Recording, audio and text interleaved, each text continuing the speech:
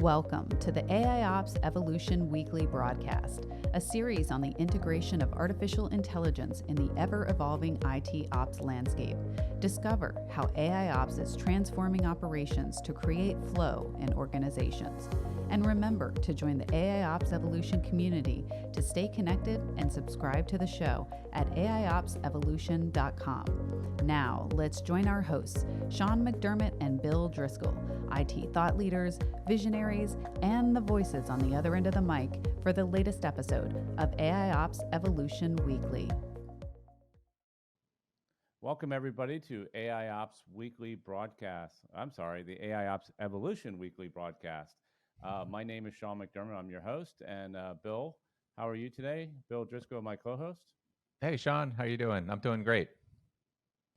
Good.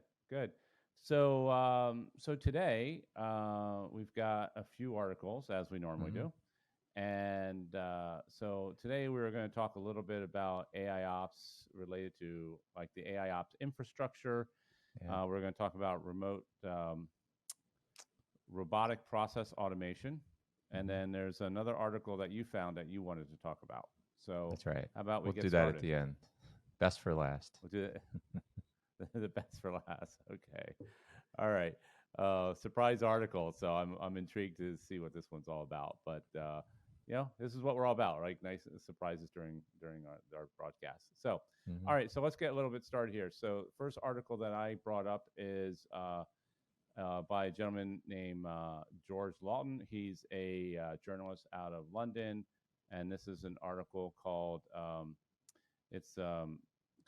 Addressing Three Infrastructure Issues That Challenge AI Adoption. So this article, it's kind of, Bill, you know me for a while, right? And one of the things that drives me absolutely crazy about things is the fact that we use terminology for the same things, and it gets super, super confusing. Yeah. So I'm reading this article thinking infrastructure, and I'm an infrastructure, that's my background, right? Managing infrastructure or large-scale infrastructure. So I'm thinking, okay, they're talking about, servers and storage and things like that related to AIOps. And what they mean by infrastructure really is kind of the royal infrastructure of, processes and alignment of people and ideas and collaboration. So I had to kind of stop and actually go back and start all over again on this article, reading it to make sure I got the gist of it, because I kind of started in the wrong mindset. But there are some actually pretty interesting statistics in here. And I think some of these statistics, just kind of just a full disclosure, I think that some of these statistics are really related to AI as a whole, not necessarily AIOps, even though the article really was about AIOps. But they talked about 83% increased budget in AI through surveys, 76% increase in data scientists. However, they did say that it's taking about 64% of the people working in AI take more than a month to release a new model. So really, that's what the gist of this article is all about. And in the end, it was an interesting article because it really talks about how do you shrink down the deployment of AI. And they brought up a couple things like alignment to business, which we've talked about before. The idea of looking at the data infrastructure and understanding where your data and kind of creating a single source of truth. We've talked about that before. So there's a number of things in here, but I thought the statistics were interesting. Yeah. And then there was one other thing that kind of popped out at me, and I'd love to get your thoughts on this. Was he talked about shadow AI and this whole idea of AI or organizations basically not waiting on IT to provide some type of AI capability, and they even talk about AI as a platform as a service and being able to deliver that as adding that on to your IT service descriptions. But talking about shadow AI and people kind of swiping a credit card and building their own AI models, I don't see that as much in the AIOps world, in our world, like specifically. Yeah. But I don't know if you got a chance to read this article. I did. Are your thoughts? Yeah, it's interesting. I think the shadow is all in the eye of the beholder, right? So in some ways, AIOps can be the shadow project, right? And that sometimes there's a bigger AI initiative in the CIO organization, but the people over in the corner responsible for operating and running IT, they're looking at AI as well. And we do see some companies that there's an AI ops initiative and they're implementing an event management or performance management system and that has AI as part of it. And then you find out the centralized, data analytics AI team in the CIO office finds out about it. And they're like, well, wait a minute, we got to get involved here. What are you doing? There's shadows within IT itself. So I do think that businesses as a whole are writing their own applications. I know several companies that, each the application development's in the business, and where AI is being applied, machine learning is being applied there as to drive better automation or drive better, usage of that application. And so, yeah, I think that is happening. And I think companies are trying to rein it in. And really this article is focusing on how do you get a common AI infrastructure to make things more efficient and not take months to kind of develop these models. I do think that, a lot of the AI and machine learning world, it is very much R&D. You sort of have the smart people over there. They're sort of they're innovating and looking for ways to use it, and actually operationalizing it is still, isn't happening as much as maybe the research that's going into it. But I thought a few key points in sort of what do you recommend it. I think that, IT taking the lead and really starting to centralize this is important. But I think that making it easier to access the data, and making it easier to collaborate between the business, IT itself, and the AI, the data scientists themselves is really the biggest part of this article. And he really ends it with 3 different practices sort of he recommends. One is establish a single source of truth. It should be easy and obvious. Where do you go get the data that's being used for the business as well as these algorithms? And then the last of the 3, he just says develop a common language. And what I like the term, the data experience. We talk about customer experience. He says improving the data experience will do wonders for AI worker efficiency. And so that data experience is really about how easy is it to get access to the data? How is there a common language for talking about that data and the assets, and having common APIs to be able to just grab and get that from an application, or maybe just from the AI algorithms. So to me, that was my biggest takeaway that I'll sort of remember, is that data experience has to be a good one. Yeah, and we've talked about that before, and I agree. I don't want to kind of overblow this shadow AI thing, and I think your perspective is actually really interesting. That I don't see that happening in the AI ops world in our operational clients that much, and maybe that they are the shadow, right? Yeah. So, it's kind of hard to, it's kind of looking outward, looking instead of looking inward. But yeah, I agree with you, and I think that one of my biggest takeaways, and I've talked about this before, and you and I've talked about it, is that bringing in the business into this, and that's probably one of the reasons why some of these AI models take longer, is because IT people do have a tendency to kind of develop in a vacuum, and the more of that they're developing these models in coordination with the business and what the business outcomes are and the data and the questions that they're trying to answer, the better these models will be and probably more efficient. So that's been a kind of a reoccurring, that to me was one of the biggest takeaways of this article, and I think a reoccurring theme of our show. So yeah. Good. All right. So that's a good article. Moving on. You had one around robotic process automation, and we talked about this before, so I'm interested.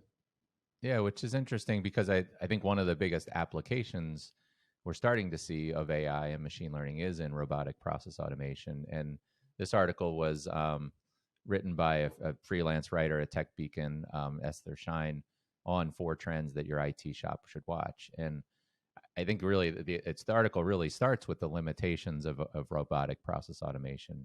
That a lot of times there's issues with scale, with orchestration, with just knowledge-based kind of businesses, of uncertainty about the automation.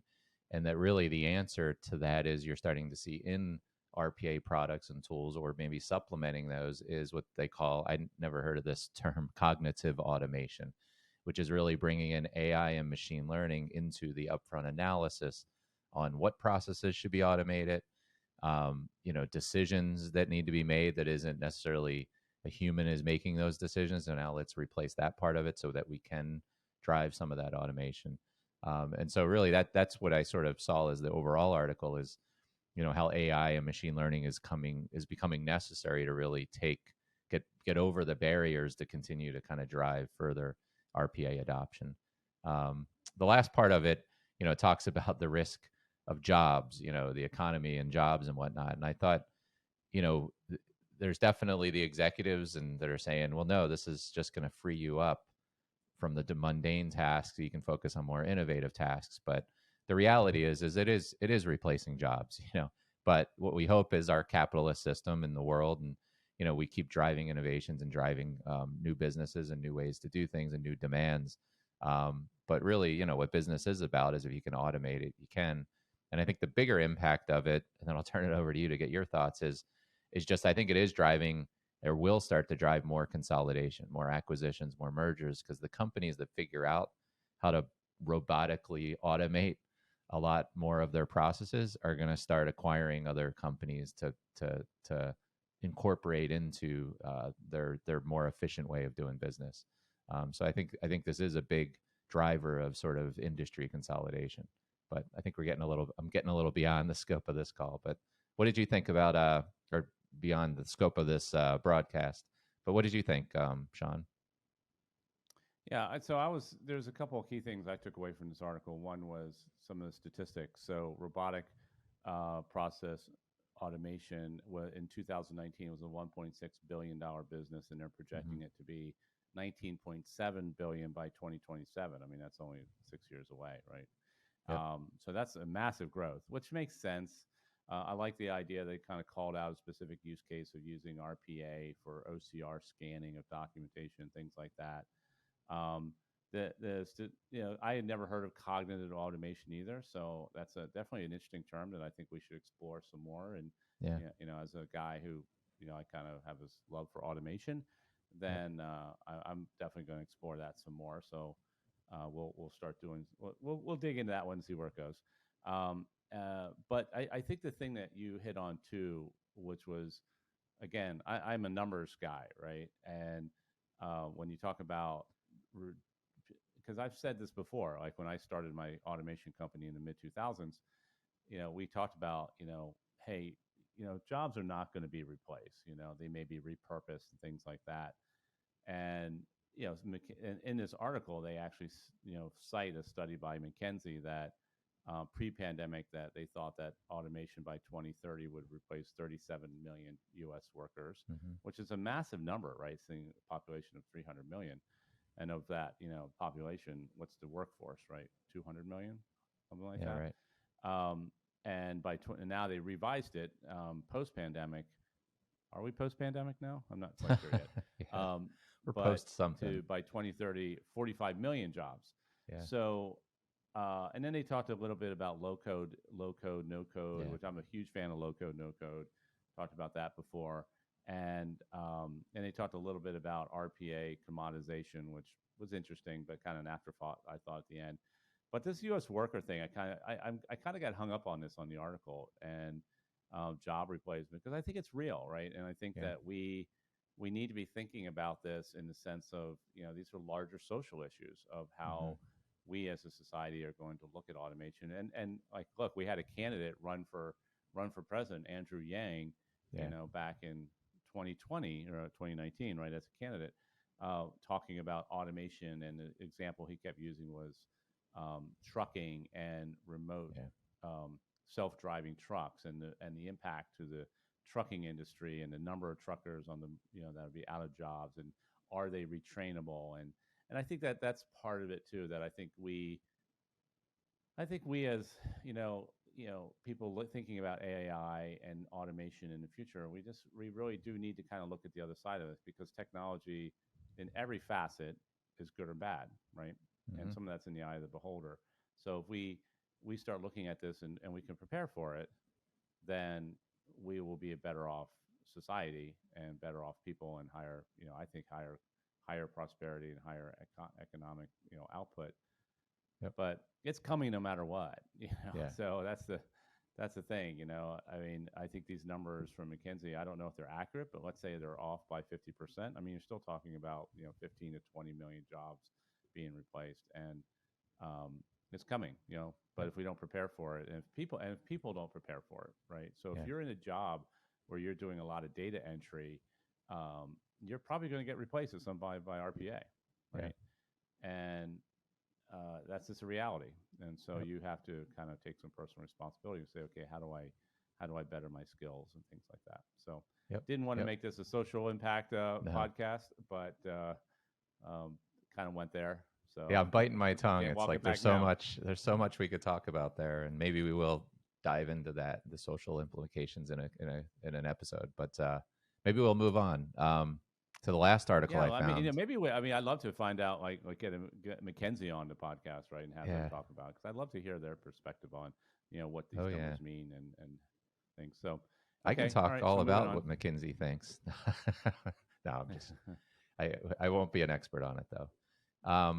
The last article I found though, Sean, was actually written by Jay McCall at DevPro Journal, but it was based on not an interview, but writings that you did. I know that a lot of times they reach out to you in the media and ask for your input on things, and I think you've done some writing out there on different perspectives on AI ops, and so they took some of your writings and turned it into this article, which I thought was interesting.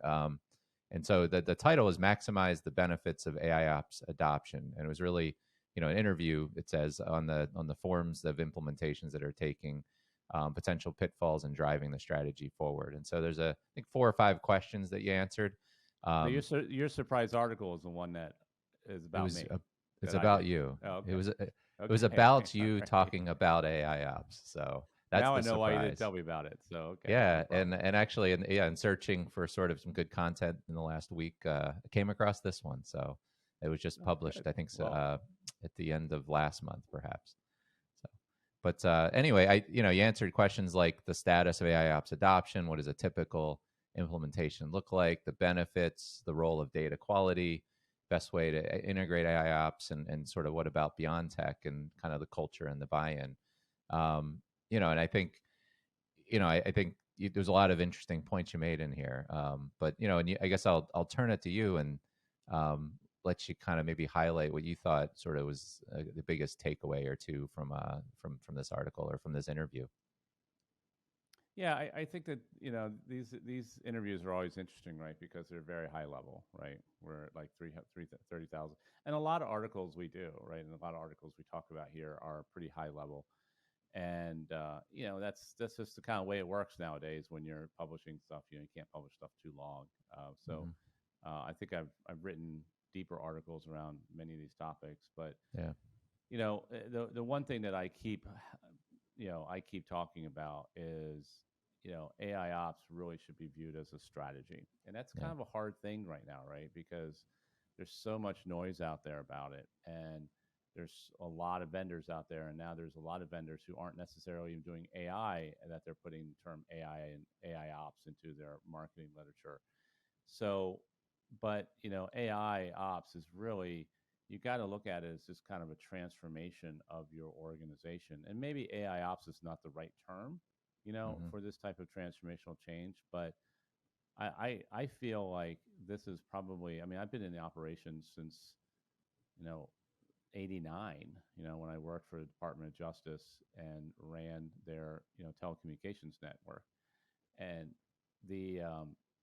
so I've been around the block a lot, right? And I think this is probably one of the more exciting things that have happened. It's happening in the operations world. There's been a few over the years, and Mm-hmm. this is a big one, right? And this is a game changer, I think, in how companies are going to manage and operate, their environments that are just so much more complex. So you can't look at it like, oh, if we go buy a platform, we go some type of software product that we've got an AI ops strategy, because it really is going to change everything. It's going to change your processes. It's going to change your budgeting. It's going to change um, it's going to change your analytics. It's going to change the speed in which you're doing things. It's going to change the makeup of your staff, right? And we've talked about that before on the show. Is like, what is the team makeup now of in an operations team, and bringing in data scientists and AI modelers and things like that didn't exist a few years ago. And this is what's exciting to me about our last article, right, talking about automation Mm-hmm. replacing people. it creates a ton of opportunity, you know? So if you Yeah. think about, like, go back 15 years ago, and you've got people working in data centers, um, and you've got full-blown staffs in data centers, you know, managing equipment and things like that. Well, now companies don't have data centers, right? So they're like, oh, well, all those jobs went away. But now we have AWS engineers and AWS Mhm. security consultants, and we have all these, you know, Amazon Web Services and application developers and infrastructure managers that never, those jobs didn't exist, you know, 10 years ago. Right. So this is what's exciting to me about it, is that this change is, I think this is a great change, but it's really a long-term change that has to be thought out. And I think the companies and the leaders who look at bringing in AI into their operational environment and actually start centering their whole operational environment around AI are Mhm. going to be big winners, you know, 3 to 5 years from now. Yeah. Yeah, I think that the two big things I took about was, one is it's a strategy and it's a journey, a roadmap, because it isn't set. We're far from like the end state of what AI ops is going to look like. And so you can't look at it as like, let's just go pick the tool that we're going to have for the next 10 years. It's really is look at some wins along this journey and look at how you're going to start transforming, but knowing that it's going to continue to change and evolve, and the ability to do different things and spread AI across your operational landscape is going to continue to evolve. And so I think that's how you need to look at it. And I think you that's something you say over and over. The other thing is Yeah, the I think the starting gun has just gone off. You know? yeah, So if you're right, not doing right, anything in AI right now, you're not that far behind. You may yeah, not be behind at exactly, all, right? yeah. But In some ways, you we're can just at the beginning of leapfrog, this. right, I'm really excited to see what happens in the next 5 years. Like, where is this right, going to go? yep. You know? And the other piece was just the culture buy-in and the roles. And I started thinking about, you're really going to start getting AI and machine learning to kind of do the more specialized things, to figure out the key decisions. And workers really need to be thinking at a system and continuous improvement level. But then you think, well, that's also what machine learning and AI is doing, right? Looking across systems, looking at sort of making sense of things across the systems. And that really maybe the delegation of AI will be to get to a human subject matter expert in maybe a niche area where AI isn't applying. And so I sort of went full circle. And really, I think for the workers that are left, there'll be less at organizations that are fully adopting AI. It's really going to be a partnership between humans that are going to work at detailed subject matter expert level, at system and process improvement level, and then the AI or the robots that are kind of working also at those different levels. And so I think it really does start to look more and more like a collaboration. So that was the last kind of key point I took away from your article. Yeah, I think, you know, kind of one last point, and is there's so much stuff going on about AI ops right now, and honestly, on a scale of 1 to 10, we're probably only at about 2 or 3 of really topic saturation, right? Mm-hmm. So I think you're going to hear more and more about AI ops coming forward. It may change Yeah. terms, but it's all going to be the same, right? Yeah. And you know, but and it's kind of easy to get lost in all this information, and I mean, that's one of the points of our podcast, really, is to kind of bring this information out to people and put some type of kind of reality, you know, overlay or editorial comment to it, Mm-hmm. because there just is so much information out there and you kind of get lost, right? And in the end, what you really should be focusing on right now is just prototyping, right? Bringing Right. it in and looking at a single use case and not kind of getting lost in grandiose plans and things like that. Right. And, you know, start talking about it, start putting together your vision of what it can be for you, right?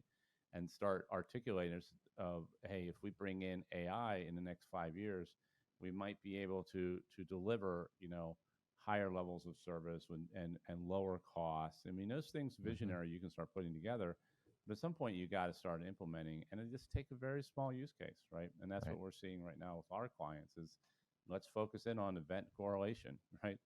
Root cause analysis, event correlation, processing, Yeah. massive amounts of data to get to that one thing. And by the way, event correlation, root cause analysis is nothing new, right? I mean, we Mm-hmm. were doing it 15 years ago, Right.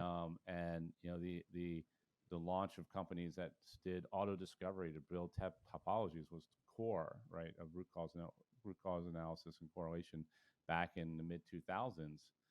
Now we're applying AI to it. So same problems, Yep. right? So just start there and just say, let's find a use case and let's start, making some investments, and let's not go overboard, but let's start testing this stuff out. And that's probably the two biggest things that I try to leave my clients with is, think of it as a strategy, think bigger. We can help you figure out how to build a strategy, and then start small, right? And start testing things out.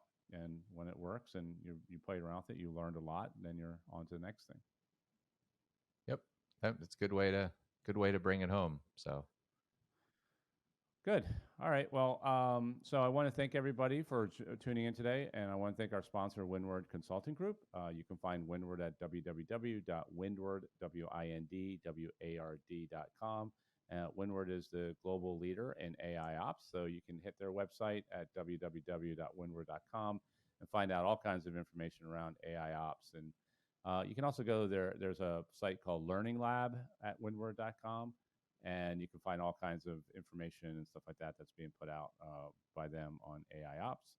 And I just want to thank everybody for tuning in. And if you can, if you like what we're doing here, go ahead and subscribe. And if you really like what we're doing, hit the little bell at the bottom, and we will, and you'll be alerted to the next one. But generally, we come out every Friday. And but I think just a little heads up to people. I think we're going to be mixing some things up over the next few weeks, and expanding some of the topics and methodologies, and maybe even having some guests. So again, I want to thank everybody for tuning in. And Bill, have a great weekend, and I will see you next week. Yeah, I think I'm going to see you in a few hours for some burgers and beer. Isn't that right, Sean? Yeah, we actually are. Yeah. All right. But I'm not sure anybody cared about that. So good. See you in a few hours. I'll take care. I'll see you. I'll see you in a little bit, and then I'll see you again next week. That's right. All right. See ya. Take care. Bye, everybody. Thank you for joining us in this conversation about AIOps and the future of IT operations. Interested in a deeper dive on these topics? Check out our resources available at AIOpsevolution.com. And remember to subscribe to get the latest episode.